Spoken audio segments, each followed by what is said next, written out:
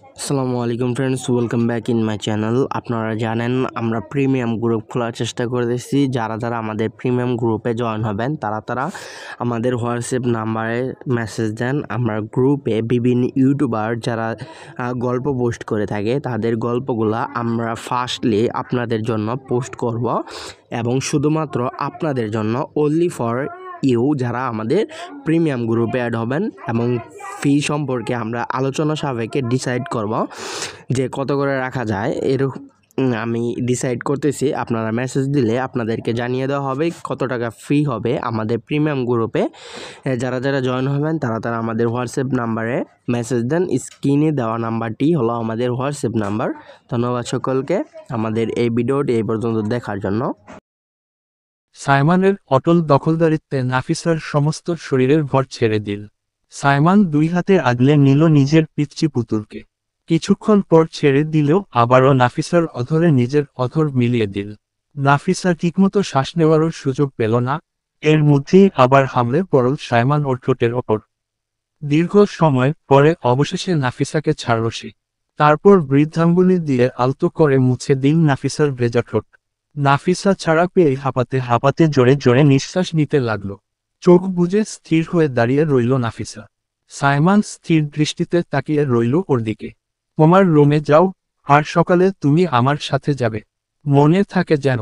নাফিসা এবার চোখ মেলে তাকালো সাইমনের দিকে। মুহূর্তেই রাগে মাথা গরম হয়ে উঠল। আমি নিজে এসেছি নাকি? আপনিই তো টেনে নিয়ে এসে। বাকিটা আর বলতে পারল না, চুপ করে গেল।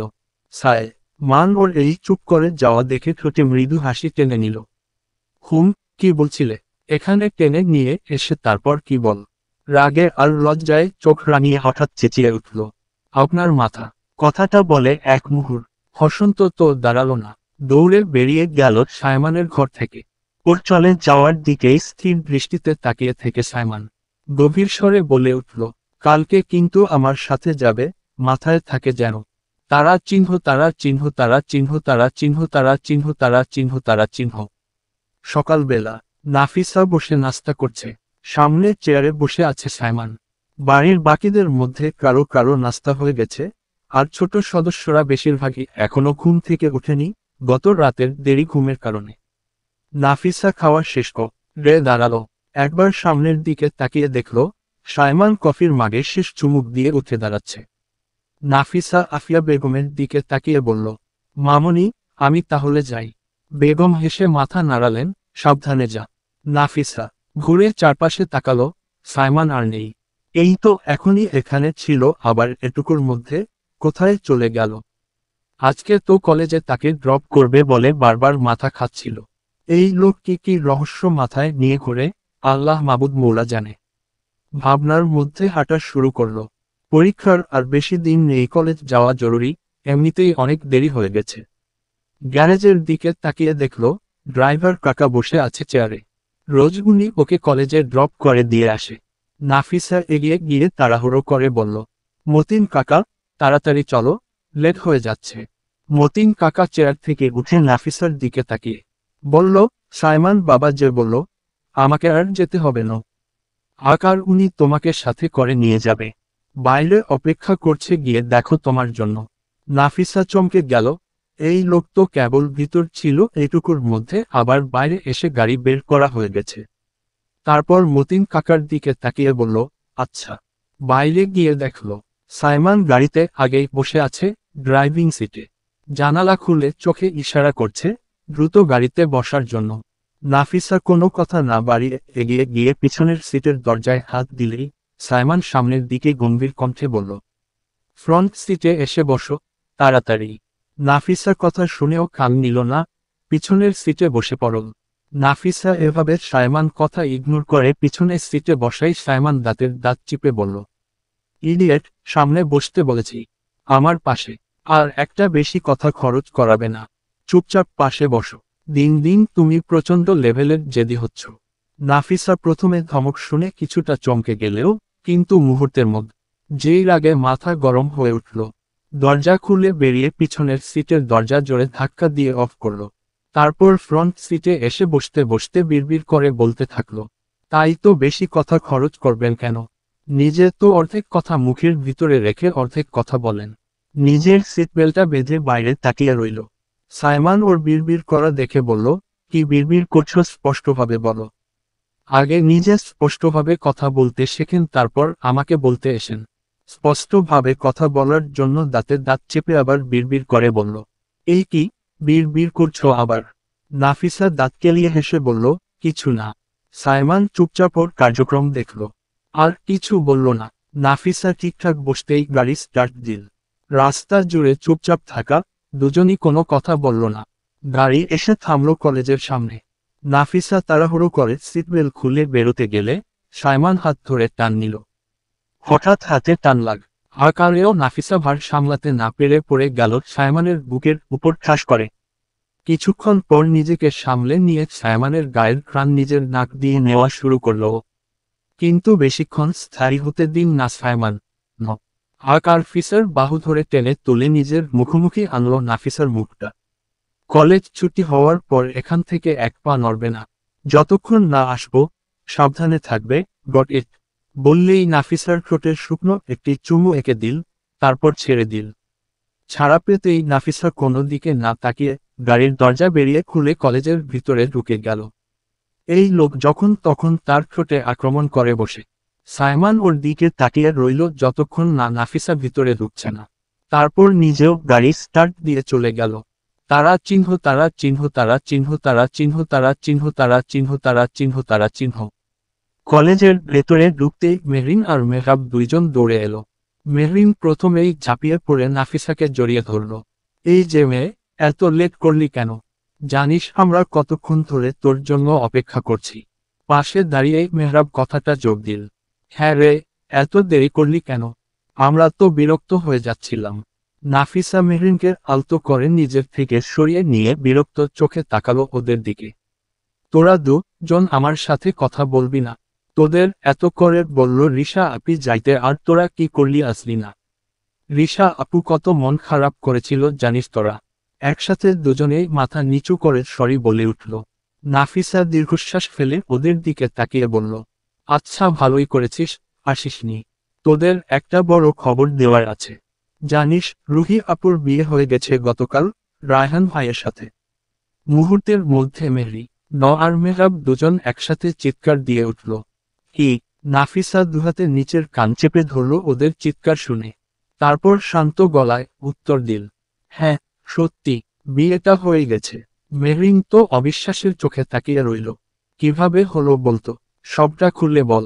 রায়হান ভাইয়ের সাথে বিয়ে হলো কেমন করে, মানে কিভাবে কি? আমার তো কিছু মাথায় ঢুকছে না। উদ্ধৃতি চিহ্ন। মেহরাব অধীর হয়ে উঠল। আর ওই রিয়াদ, ওর ভাইয়ের সাথে তো বাগদান ঠিক ছিল। ভাঙবল কিভাবে? কিভাবে কি হলো বল? কিছুই তো মাথায় ঢুকছে না না আমারও। উদ্ধৃতি চিহ্ন।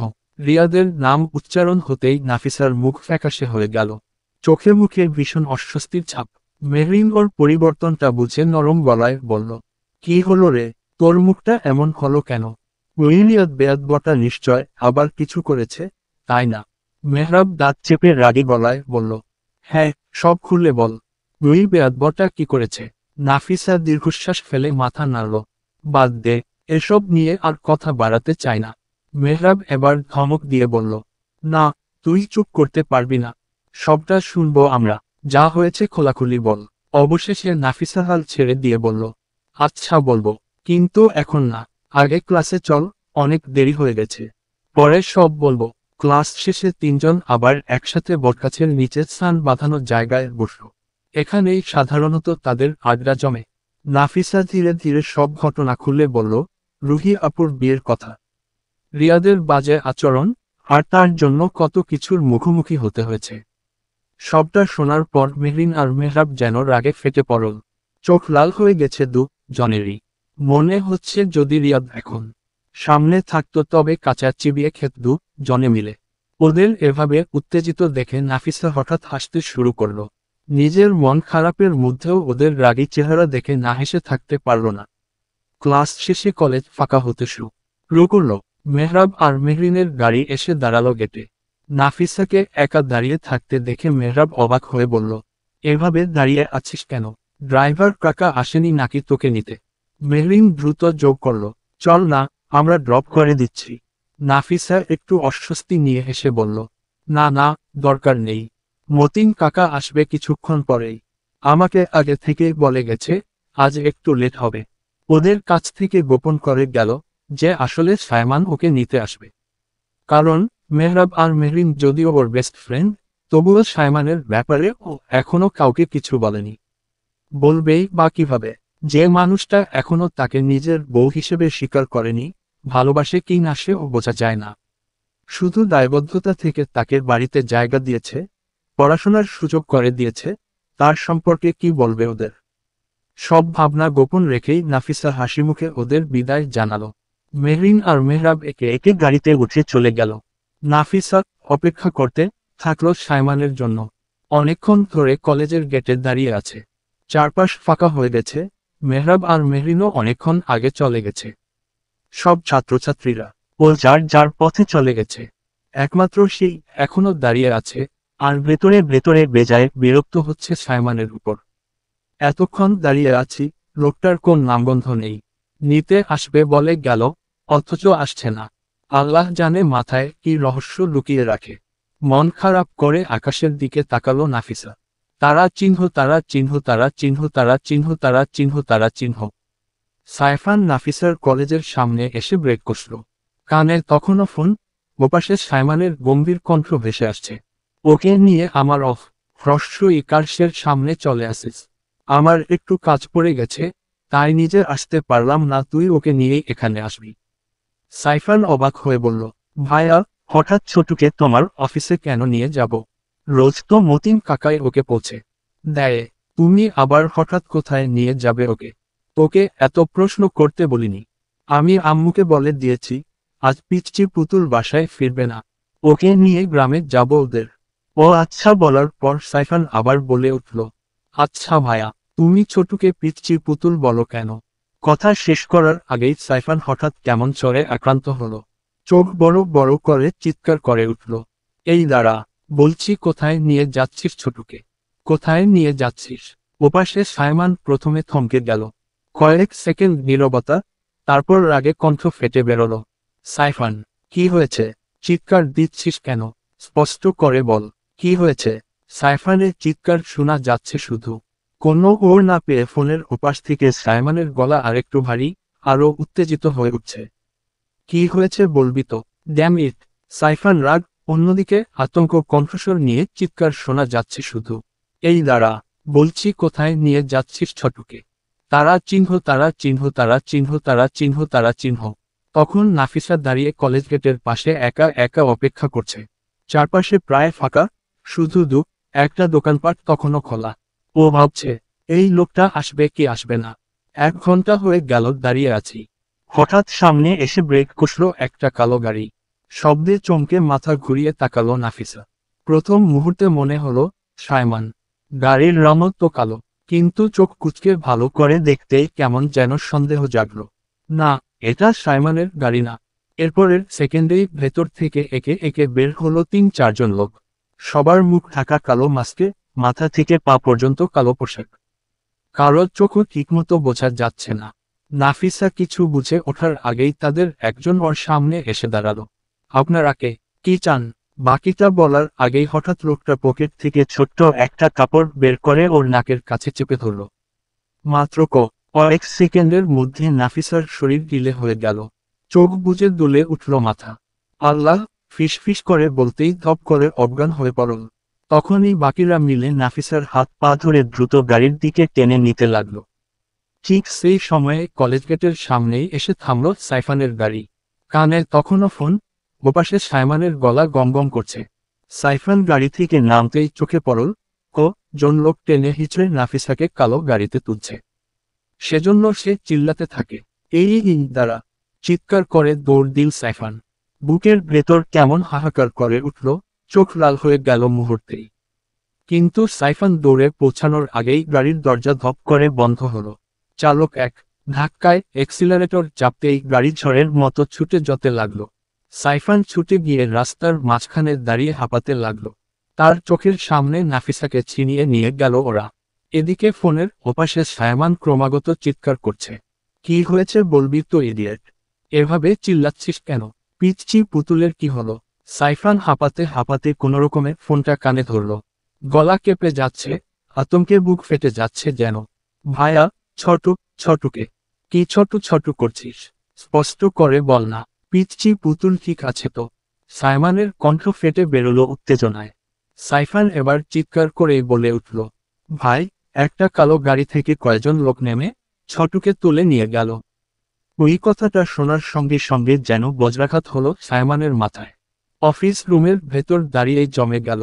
হাত পা ঠান্ডা হয়ে গেল এক মুহূর্তে। তারপরে রক্তচক্ষু নিয়ে চিৎকার করে উঠল, কি বললি তুই? আমার পিচ্চি পুতুলকে নিয়ে গেছে। চোখ মুখ মুহূর্তেই লাল হয়ে উঠল। টেবিলের ওপর থাকা ফাইল আছড়ে ফেলল মেঝেতে। শ্বাস ভারী হয়ে যাচ্ছে, বুক ধুকধুক করছে রাগে। সাইমানের কানে ছোটুকে নিয়ে যাচ্ছে। কথাটা বাড়ি খাচ্ছে, ওর ভেতর যেন আগুন জ্বলে গেল মনে হয়। চোখ মুখ লাল হয়ে উঠল এক নিমিষে। বুকের ভেতর দম আটকে আসছে। চেয়ার ধাক্কা মেরে উঠে দাঁড়ালো। অফিসের ভেতর কর্মচারীরা ভয়ে পেয়ে সরে গেল। সাইমানের মুখটা তখন একেবারে ভয়ঙ্কর। চোখ দুটো লাল জ্বলে উঠছে যেন। কে সাহস করেছে আমার পিচ্চি পুতুলকে? কে ওকে নিয়ে যাচ্ছে বল সাইফান? নাম বল, এখনই বল। কথার শেষে ফাইলের উপর রাখা কাচের গ্লাস ছুঁড়ে ফেলল দেয়ালে। টুকরো টুকরো হয়ে ভেঙে গেল। ওর গায়ে যদি কারো একটা আঙুলের ছোঁয়াও লাগে, আমি শপথ করে বলছি, তাকে পুঁতে ফেলব। অফিসের সবাই ভয়ে দূরে সরে দাঁড়িয়ে পড়ল। সাইফান, আমার কথা মন দিয়ে শোন, এখনই গাড়িতে উঠো। ওই কালো গাড়িটাকে ফলো কর, থামাস না, হারাস না। আমি আসছি, এখনই। শেষ কথাটা বজ্রের মতো গর্জে উঠল।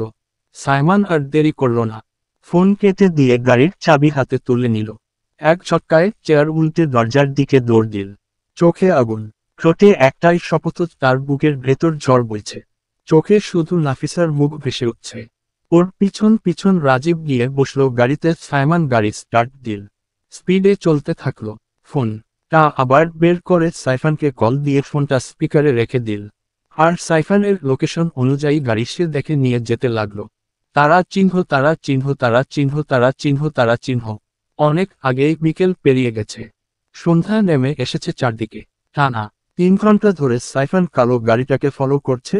গাড়ির ভেতর বুক ধুকপুক করছে, ঘাম ভিজিয়ে দিচ্ছে শার্ট। আর সেই গাড়ির লোকেশন ধরে পিছনেই ছুটছে সাইমনদের গাড়ির সাথে রাজীব। অবশেষে শহরের ভিড় ছেড়ে অনেকটা দূরে নির্জন জন্মানবশূন্য এক পোড়া বাড়ির সামনে এসে থামল কালো গাড়িটা। অন্ধকারে চারপাশে কেবল চিচির ডাক আর ভুতুরে নীরবতা। সাইফান কিছুটা দূরে দাঁড় করাল নিজের গাড়ি। বুকের ভেতর আগুন জ্বলছে, তবুও ভেবে দেখল, একা এগোলে উল্টো ফেসে যাবে। ওখান থেকে নাফিসাকে একা উদ্ধার করা অসম্ভব। দাঁতে দাঁত চেপে আড়ালে দাঁড়িয়ে রইল।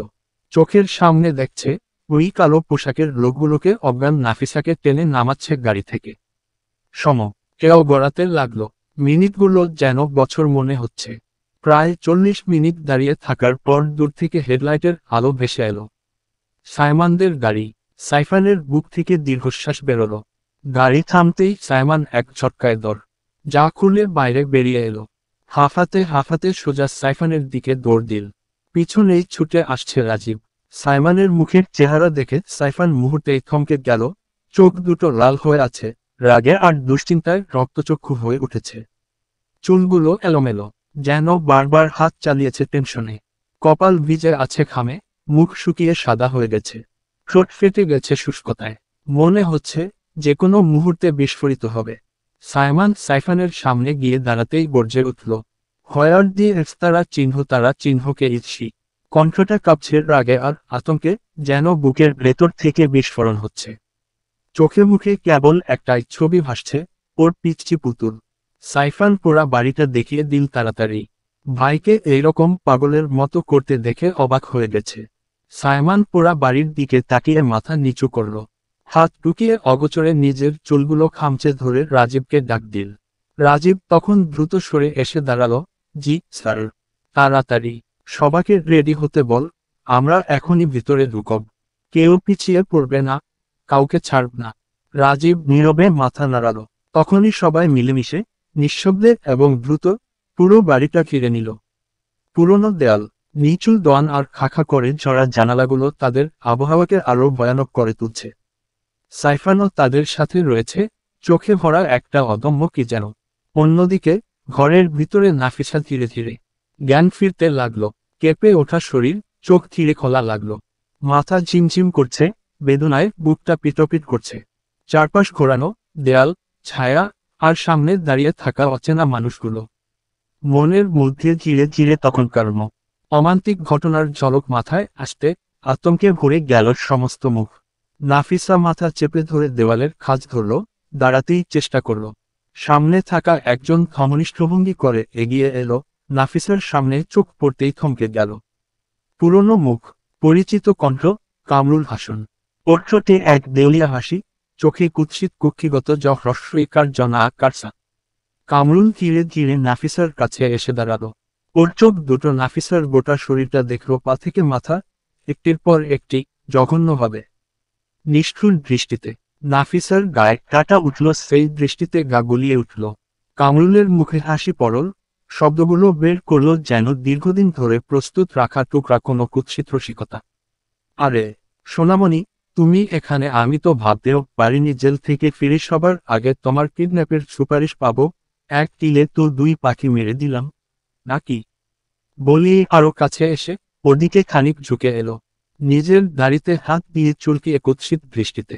আরে তুমি তো পুরাই রসগোল্লা হয়ে গেছো মামনি, তোমাকে এভাবে পাবো ভাবতেই পারিনি।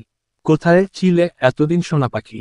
মৃদিন উইশো তারা চিহ্ন, তারা চিহ্ন, তারা চিহ্ন, তারা চিহ্ন, বাচ্চা তারা চিহ্ন, তারা চিহ্ন। যদি না আসতো তাহলে আজ তো মেয়ে আমার বউ হতে। তবে সমস্যা নেই, তুমি এখনো কচি আছো, দেখেই বোঝা আগের থেকে আরো বেশি মজা পাবো। নাফিসার গা কুচকল, মুখ ফ্যাকাশে হয়ে গেল। ওর হাত আজন্ম কাঁপছে, গলা আটকে রইল। কামরুলের সেই জঘন্য তাকে ক্ষতবিক্ষত করছে। লজ্জা আর ভয়ের মিশ্র অনুভূতি ওর বুক জুড়ে ছড়িয়ে পড়ল। কাছেই থাকা অন্যরা হাসাহাসি করতে লাগল। কামরুল নাফিসার দিকে আরো কাছে আসতে, বাইরে থেকে কিছু দপ করে একটা শব্দ হলো। বাহির একারকে একটা শব্দ কানে আসতেই কামরুল অবাকচকিত কণ্ঠের লোকদের ইশারা করল বাহিরে বের হওয়ার জন্য। নিজেও পেছনের দরজা দিয়ে বেরিয়ে গেল। অদ্ভুত এক নীরবতা ঘরে নেমে এলো। নাফিসার হৃদয়ের ধুকধুক বাড়তে লাগলো। ইদ্ধ ঘরে চুপচাপ বসে থাকলো, মনে মনে আল্লাহকে স্মরণ করছে শুধু। অন্যদিকে সাইমানদের দল ভিতরে ঢুকল। আস্তে আস্তে সবাই ভেঙে পড়ল। জানালার সামনে, কেউ দরজার দিকে, সবাই মিলেমিশে পুরো বাড়িটা ঘিরে ফেলল। প্রথমে হয় সাধারণ ট্যালেন্টেড অ্যাকশন, একদল লোক আগ্রাসীভাবে চেপে ধরতে গেলে 7-8টা রাউন্ড গুলির শঙ্খনি শোনা গেল। গুলির আওয়াজে তালগোল পাকাতে লাগলো নীরব রাত। কিছুক্ষণের মধ্যে প্যানিক ছড়াল, টুকরো টুকরো কাচপিছের শব্দ, কেউ করে করে পড়ে। কবরের মতো নিঃশব্দ ছড়াল চারপাশে। সাইমানরা একভাবে ঢুকে পড়ে, প্রত্যেকেই যাতা দেখে গ্রেপ্তার করতে লাগলো। কেউ একজনকে ধরল, কেউ কারোর পা ভেঙে দিল। কঠোর নির্ভয়ার মতো চলল বাঁধভাঙা পাল্টা আক্রমণ। সেই ভগ্নপ্রায় আন্দোলনের মধ্যে সাইমানের চোখ আটকে গেল কামরুলের উপরে। প্রথমে অবাক হলো, কিন্তু অচিরেই অবাকই রূপ নিল রাগে। তুই এখানে কি করছিস? তুই ছাড়া পেলি কবে? আর আকার পরেই থোড়াই ওকে ঘুষি মেরাই দিল। কামরুল ঠোঁট থেকে লাল রক্ত ফেলল, কিন্তু সাইমান থামছে না। নাফিসার কথা মনে হতে আবার তার গলায় বেরিয়ে এলো, আমার পিচ্চি পুতুল কোথায়? আমার পিচ্চি পুতুলের সাথে তুই কি করেছিস? আমার বউয়ের গায়ে হাত দিয়েছিস তুই? কথাগুলো বলে সে লাগাতার কামরুলের মুখে আঘাত চালায়, বারবার, অক্ষমতা আর ক্ষোভ মিশে থাকা আঘাত। মুখে ক্রমেই রক্ত বেরোতে লাগলো। সাইফান কিছুটা স্তম্ভিত হয়ে গেল। অয়মানের মুখ থেকে বউ শব্দটা শুনে সে কণ্ঠে অবাক হয়ে উঠল। কি বলে?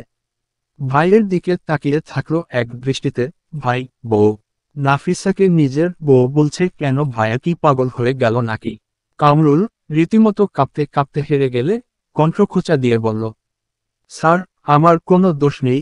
আমায় সুপারিশ দিয়েছিল, কিডন্যাপের সুপারিশ। আমি কেবল কাজটা করেছি। আমি জানতাম না। নাফিসা, হয়তো আমি ভেবেছিলাম। কথা বলল না, কণ্ঠে ভয় কাটা। সাইমান আর একটু এগিয়ে গেল, তার চোখে আগুন, গলায় কণ্ঠ ভেঙে উঠল। হুদি তারা চিহ্ন, তারা চিহ্নকে sent you, who told you to touch her? Say her name, say it. তোকে কে পাঠিয়েছে রে? কে তোকে বলেছে ওকে ছুতে? নামটা বল নামটা। স্যার, এহসান করিম, কামরুল ভয়ে ভয়ে বলল। উনি আমাকে সুপারিশ দিয়েছেন। কথার শেষ হওয়ার আগেই এক ঘুষি মেরে দিল সাইমান। কামরুলের মুখে রক্ত ছুটল। আমি জানতাম উইফো আকার কিং তারা চিহ্ন বাস্টার তারা চিহ্ন কিছু একটা করবে। চুপ করে বসে থাকবে না বলে সাইমান জোরে চেঁচিয়ে। রাজীব রাজীব দৌড়ে আসলো। জি স্যার। এই বাস্টারকে বেঁধে ফেলো, বাকি সবাইকে অ্যারেস্ট করো, এখনই। ওকে স্যার, রাজীব উত্তর দিয়ে সাথে সাথে তার সঙ্গে সঙ্গে বাইরে থেকে আসা পুলিশ অফিসাররাও ঘরে ঢুকতে লাগলো। থানা থেকে পাঠানো কঠোর চেহারা অফিসাররা মুহূর্তে পরিস্থিতি নিয়ন্ত্রণে নিলেন। তারা একে একে অভিযুক্তদের ধরে গেল, প্রত্যেককে আলাদা আলাদা গাড়িতে তুলল। নীরবতা আর অচেতনতা ছড়াল ঘরের কোণে কোণে। ভিতরের এখন শুধু সাইফান, রাজীব আর সাইমান। চারদিকে তোলপাড় অবস্থা। সাইমান পাগলের মতো এদিক ওদিক ছুটে বেড়াচ্ছে, চোখ লালচে, শ্বাস ভারী, যেন বুকের ভেতর দাও দাও করে আগুন জ্বলছে। নাফিসাকে না দেখে তার রাগ, ভয় আর অস্থিরতা একসাথে গলা পর্যন্ত উঠে এসেছে। সাইফান ভাইয়ের এই অবস্থা দেখে হতবাক হয়ে দাঁড়িয়ে রইল। ওর মনে হলো ভাইয়ের চোখে অস্বাভাবিক কিছু আছে। হঠাৎ ঘুরে রাজীবের দিকে তাকালো। সেই দৃষ্টি এতটাই তীক্ষ্ণ যে রাজীব গলা শুকিয়ে ফেলল। চোখ ছোট ছোট করে সাইফান বলল, কেসটা কি বলতো রাজীব ভাই? ভাইয়ের সাথে তো তুমি সব সময় চিপকে থাকো, তুমি নিশ্চয় জানো ভাই নাফিসাকে কেন বউ বলছে। সব খুলে বল এখনই। রাজীব ঢোক গিলল, ভেতরে ভয় আর দ্বিধা। সে যদি সত্যিটা বলে সাইমান তাকে গিলে খাবে, না বললে সাইফান তাকে ছাড়বে না। তাই দাঁত কেলিয়ে একটা অগোছালো হাসি দিল। না না সাইফান, তুমি ভুল শুনেছ, এ রকম কিছু না। কিন্তু সাইফান চুপ করে থাকার মানুষ না। আরও চোখ ছোট করে বলল, আমাকে ভূগোল বোঝাতে এসো না। আমি একদম ঠিক শুনেছি। তাই ভালোই ভালোই সত্যিটা বল। রাজীব এবার বুঝল আর পালানোর উপায় নেই। ঘাড় নিচু করে আবারও একটা ঢোক গিলে বলল, ঠিক আছে, বলতেই হবে তাহলে। ওদিকে নাফিসা অন্ধকার ঘরের কোণে দেয়াল ধরে নিশ্চুপ দাঁড়িয়ে আছে। বাইরের কোলাহল, হ্রস্বই কার উৎকার আর কথাবার্তা তার কানে আসছে। ভয়ে বুক ধুকপুক করছে। হঠাৎ দরজা খোলার শব্দ হলো। নাফিসা চমকে উঠল। মনে হলো আবার বুঝি কামরুল চলে এসেছে। কিন্তু না, কিছু মুহূর্ত পরেই ভিতরে ঢুকলো সাইমান। সাইমানকে দেখেই না ফিসার বুকের ভেতর একটা শান্তি নেমে এলো। ঠোঁটে চাপা একটা হাসি ফুটল। কিন্তু সেই প্রশান্তি বেশিক্ষণ টিকল না। রাগে ফুঁসতে থাকা সাইমান ঝড়ের মতো এগিয়ে এসে হঠাৎ তার গলা চেপে ধরে দেয়ালের সাথে ঠেসে দিল। নাফিসার চোখ বিস্ফারিত, শ্বাসরোধ হয়ে আসছে। সাইমান গর্জে উঠল, শুধু তোকে বিপদে পড়তে হবে কেন? হ্যাঁ, আমার থেকে পালানোর চেষ্টা করছিলিস? ওই ভাবনা বাদ দে, আমার কাছ থেকে পালাতে পারবি না। অনেক সময় দিয়েছি তোকে, আর না, একবার যখন আমার নামটা নিজের কপালে লিখেছিস, তখন মৃত্যু পর্যন্ত সেটা মুছতে দিব না, বুঝেছিস? ওর হাতের চাপে নাফিসা শ্বাস নিতে পারছে না। চোখ দিয়ে পানি বেরিয়ে এলো, শরীর কাঁপতে লাগলো। সেই দৃশ্য দেখে আকার অয়মানের হুঁশ ফিরল। মুহূর্তের মধ্যে হাত সরিয়ে নিল ও। নাফিসা এক ঝটকায় মুক্ত হয়ে হাঁফিয়ে হাঁফিয়ে শ্বাস নিতে লাগলো। বুক ওঠানামা করছে দ্রুত, চোখে অশ্রু চিকচিক করছে। ওকে এভাবে কষ্ট পেতে দেখে সাইমানের বুকম ও কারচর খেল। সাথে সাথে দুই হাতে ওর গাল আগলে নিল। কণ্ঠটা হঠাৎই নরম হয়ে গেল। পিচ্চি পুতুল, কষ্ট হচ্ছে। সরি সরি, আমার বউ, আমার ছোট্ট বউ। রাগের মাথায় এমন করে ফেলেছি। জোরে জোরে শ্বাস নাও, দেখো ঠিক হয়ে যাবে। নাফিসা হাঁপাচ্ছে, তবুও অবাক দৃষ্টিতে সায়মানের দিকে তাকিয়ে আছে। হঠাৎ সায়মান কোনো পূর্বাভাস না দিয়ে নিজের অধর নাফিসার অধরে মিলিয়ে দিল। এত তীব্র, এত জোরালো চুম্বন, নাফিসা প্রতিক্রিয়া করার সুযোগই পেল না। আকার সায়মান যেন উন্মত্তের মতো তাকে নিজের দখলে নিতে লাগলো। এদিকে বাইরের রাজীব অবশেষে সব খুললে বলছিল। সাইফান মাথায় হাত দিয়ে স্তব্ধ হয়ে দাঁড়িয়ে গেল। সে বিশ্বাসই করতে পারছে না, ভাই 4 বছর আগেই নাফিসাকে বিয়ে করেছে, যাকে সবাই ভাবে সায়মানের ছোট বোনের মতো। সে আসলে তার ভাইয়ের বউ। এই ধাক্কা সামলাতে না সামলাতেই ভিতর থেকে সায়মানের চিৎকার ভেসে এলো। মুহূর্তেই সাইফান আর রাজীব দৌড়ে ভেতরে ঢুকে পড়ল। ঘরে ঢুকেই দৃশ্য দেখে সাইফানের চোখ গোল হয়ে গেল, মনে হলো চোখ উপরে পড়বে। রাজীব, একই অবস্থা। স্যারকে এভাবে দেখে হা হয়ে গেছে। রাজীব নিজের চোখে হাত চাপা দিল, তারপর হাতের আঙুল উকি দিয়ে সাইফানের দিকে তাকালো। ওকে হা ঘরের সামনের দৃশ্য গিলতে দেখে রাজীব নিজের আর এক হাত দিয়ে সাইফানের চোখ ঢেকে দিল। সাইফান বিরক্ত হলো তার সামনে দেখা চমৎকার দৃশ্যে ব্যাঘাত ঘটানোর ফলে। এই রাজীব ভাই, তোমার হাত সরাও বলছি। আমার চোখের উপর থেকে আমার দেখার অধিকার আছে আমার ভাই আর ভাইয়ের বউয়ের রোমাঞ্চ। সামনে সাইমান পুরোপুরি নাফিসার ঠোঁটের রাজত্ব করছে। উন্মত্ত, বেপরোয়া, তার কোনো হুঁশ নেই।